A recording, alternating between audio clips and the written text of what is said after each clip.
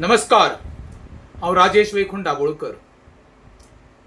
गेले म्हयनोभर जी नीट एग्जाम दिल्ले ज्या भुरग्यांनी तेचो पेपर लीक जाल्या उपरांत सगळे हेंच्यांनी प्रोसेस कॅन्सल केलो. आज आमचो देशाचो पंतप्रधान मन की बात सांगले बरें आशिल्लें, कित्याक देशाच्या पंतप्रधान मन की बात आयकुपाकूच जाय. हांवें मन की बाताचे व्हिडिओ खूब कडेन पयले, फोटोग्राफ पयले. जे आमचे व्हडले लिडर आसा पळय ते आपल्या घरांनी, बंगल्यांनी, हॉटेलांनी बसून पळयताले. ते कितके सिरियसनेस घेवन पळयताले म्हाका खबर ना. अशेंच तर तुमी त्या भुरग्यां खातीर ते घरा कडेन बसून ऑनलायन हेचो जर विरोध केल्लो आनी निटाच्या भुरग्यांक तर तुमी न्याय दिवचो म्हणून जर ती मागणी केल्ली जाल्यार तुमकां सॅल्यूट तुमकां. आमचे गोंयचे एक भुरगें निटाची एग्जाम कॅन्सल जाल्या म्हणून आत्महत्या केली.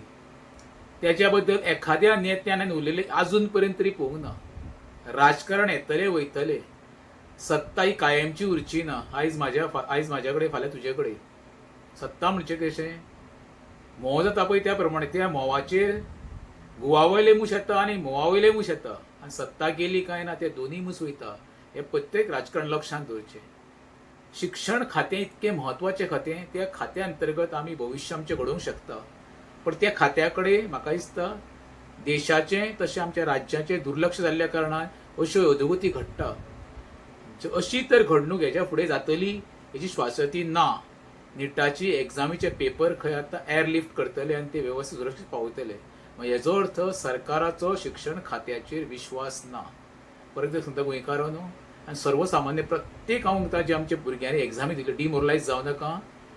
तुमी हे देशाचे भविश्य, तुमचेर जो कोणी आघात करपाचो प्रयत्न केला आनी जाला पळय न्हू, तेका तोड ना.